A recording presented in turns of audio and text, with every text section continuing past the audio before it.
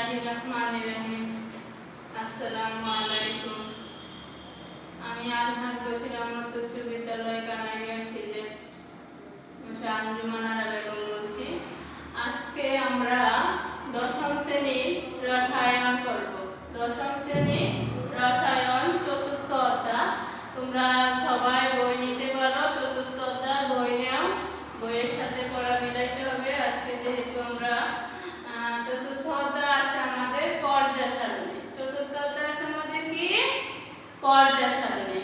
তো আমরা পর্যায় সারণীর অধ্যায় বুঝতে গেলে, অর্থাৎ আমরা যদি রসায়ন বুঝতে যাই, রসায়ন অধ্যয়ন করতে যাই, গবেষণা করতে যাই, তাহলে আমাদের কি করতে হবে?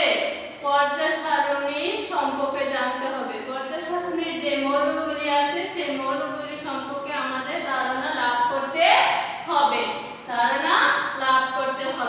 তো 2016 সাল পর্যন্ত এই পর্যন্ত কতগুলি মৌল আবিষ্কৃত হয়েছে? আমাদের 2016 সাল পর্যন্ত 118টি মৌল আবিষ্কৃত হয়েছে। কত সাল পর্যন্ত? 2016 সাল পর্যন্ত। 2016 সাল পর্যন্ত আমাদের 118টি মৌল আবিষ্কৃত হয়েছে। তোমরা সেই ছোট ক্লাসে পড়ে আসছো মৌল পদার্থ কি, মৌল কি, যৌগিক কি, এগুলি পড়ে আসছো। তো আমরা এগুলি জানি যে সোডিয়াম, হাইড্রোজেন, অক্সিজেন এগুলি হচ্ছে মৌলিক পদার্থ। অর্থাৎ যে পদার্থকে বাংলে কি, যে পদার্থকে বাংলে অন্য কোনো পদার্থ পাওয়া যায় না। Very good. যে পদার্থকে বাংলে অন্য কোনো পদার্থ পাওয়া যায় না সেগুলি হচ্ছে আমাদের মৌলিক পদার্থ। তো এখন আমরা যেটা জানবো সেটা হচ্ছে যে এই যে 118টা মৌল আবিষ্কৃত হয়েছে, এই 118টা মৌলের ভিতরে যদি আমি রসায়ন অধ্যয়ন করি, গবেষণা করি বা রসায়ন সম্পর্কে জানতে চাই, তাহলে আমার এই মৌলিক পদার্থগুলি জানতে হবে। তো এখানে যে মৌলিক পদার্থগুলি আছে সেই মৌলিক পদার্থটি কি করে, অনেক মৌল আছে যে তাদের ধর্ম, বৈশিষ্ট্য, বৌদ্ধ ধর্ম, রাসায়নিক ধর্ম প্রায় একই রকম। এই মৌলগুলি প্রায় একই রকম অনেক মৌল থাকে। সেই ক্ষেত্রে তাদেরকে কি করছেন বিজ্ঞানীরা? বিভিন্ন গবেষণা, পরিবর্তন, পরিমার্জনের মাধ্যমে একটি ছক তৈরি করে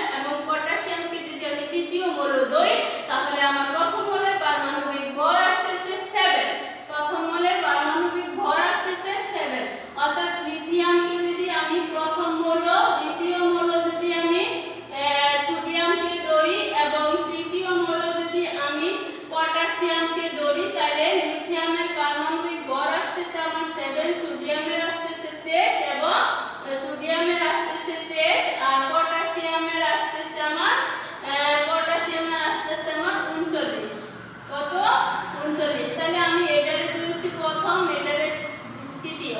আমি যদি প্রথম হলো 7 যোগ 39 আমি যোগ করি তাহলে আমি পাচ্ছি কত?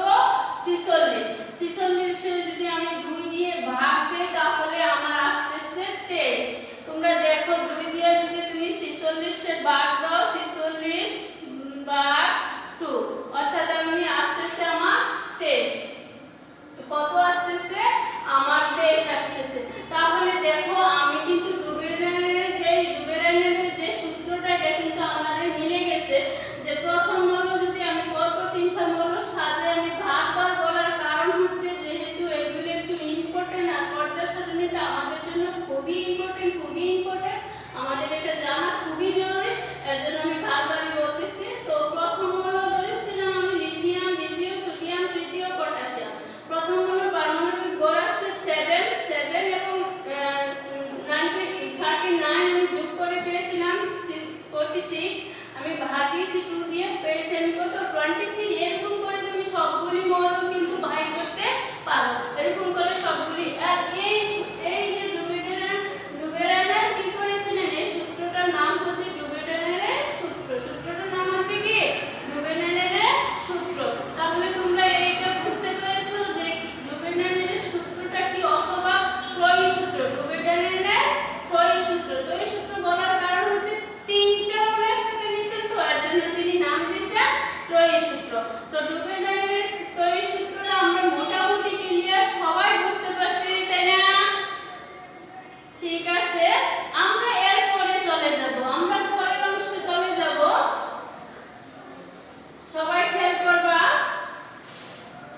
আমরা পরের অংশ দেখো কি আছে। পরের অংশ আছে আমাদের 1864 সালে। এটা সহজ আছে, তোমরা পারবা।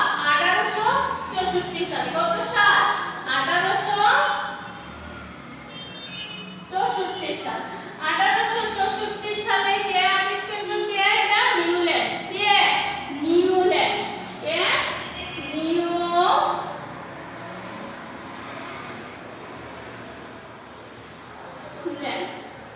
1864 সালে নিউল্যান্ড কি করেছিলেন তোমরা দেখো, এই যে পর্যায় সারণীটা আছে সেই পর্যায় সারণীটার সাথে একটু খেয়াল করবেন। তিনি একটা সূত্র আবিষ্কৃত করেছিলেন, সেই সূত্রটার নাম হচ্ছে অষ্টক সূত্র। কি সূত্র? অষ্টক সূত্র তিনি প্রদান করেছিলেন। তার সূত্রটা অনুযায়ী যদি আমরা বলি, তো উনি কি করেছিলেন, পারমাণবিক ভর ছোট থেকে বড় দিকে যদি সাজানো হয়, পারমাণবিক ভর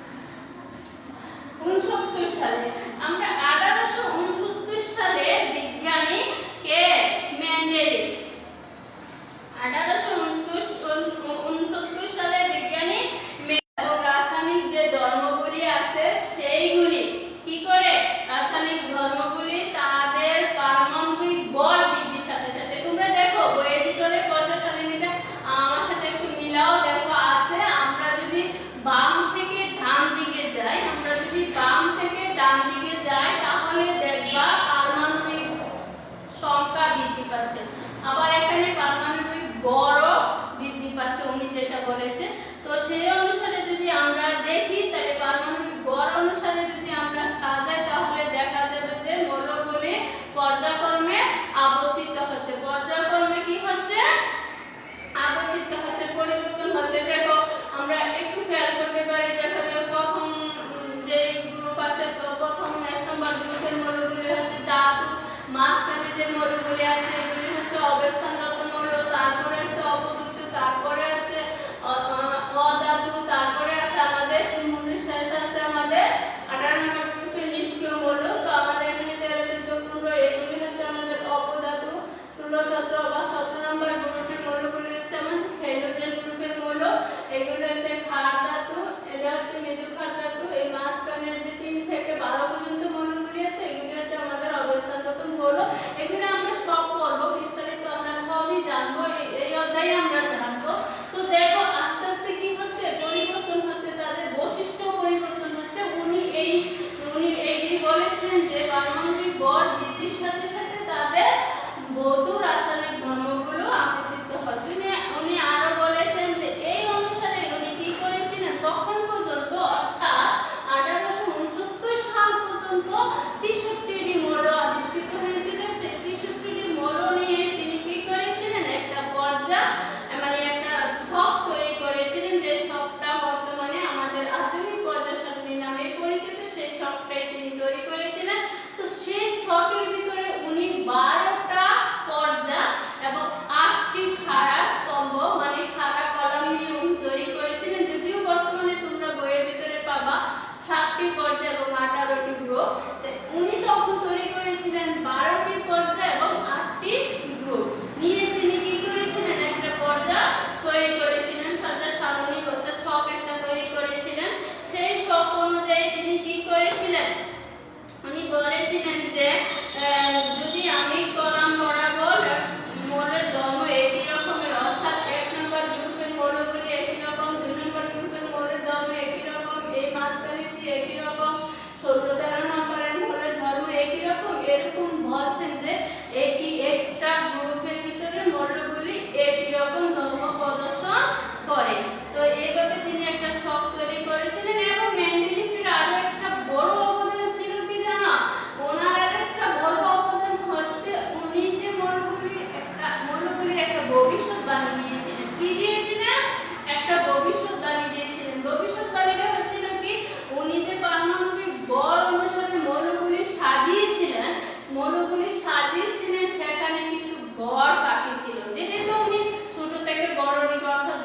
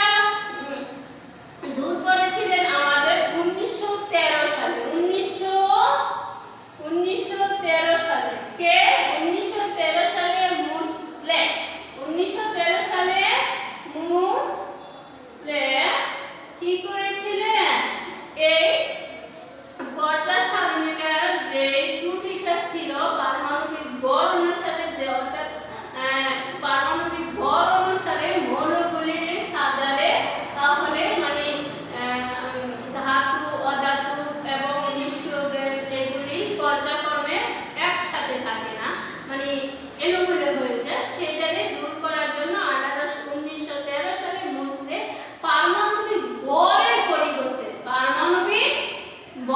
পরিবর্তে তিনি কি করেছিলেন পারমাণবিক ভরের পরিবর্তে উনি পারমাণবিক সংখ্যা অনুযায়ী মৌলগুলোকে সাজাইছিলেন পারমাণবিক সংখ্যা অনুযায়ী মৌলগুলোকে সাজান এবং তার প্রস্তাব দেন শেষ মুহূর্তে উনি সাজাইলেন এবং দেখলেন যে পারমাণবিক সংখ্যা অনুযায়ী যদি মৌলগুলোকে স্থান দেওয়া হয় তাহলে মেন্ডেলিভের যে পর্যায় সারণীতে আর্গনের পারমাণবিক সংখ্যা ছিল 18 এবং পটাশিয়ামের পারমাণবিক সংখ্যা 19 যেটা আমরা আর্গনের পারমাণবিক ভর 40 এবং পটাশিয়ামের পারমাণবিক ভর 39 সেই ক্ষেত্রে যদি সংখ্যা অনুযায়ী সাজানো হয় তাহলে আর্গনের পারমাণবিক সংখ্যা হচ্ছে 18 পটাশিয়ামের পারমাণবিক সংখ্যা হচ্ছে 19 কাজেই আর্গন পটাশিয়ামের আগে বসবে আর্গন কোথায় বসবে পটাশিয়ামের আগে বসবে অর্থাৎ দেখা যাবে যে আর্গন তোমার 18 নম্বর পর্যায় সারণীতে যাবে সেই ক্ষেত্রে তিনি কি করছেন পর্যায় সারণীগুলিকে পারমাণবিক সংখ্যা অনুসারে সাজান এবং মেন্ডেলিভের ত্রুটিগুলি সংশোধন করেন সেই এই যে রসায়নের কোনো কিছু মৌল বা গবেষণা বা কল্পিত শাখাগুলি এইগুলির জন্য একটি আন্তর্জাতিক সংস্থা আছে আন্তর্জাতিক সংস্থাটা হচ্ছে IUPAC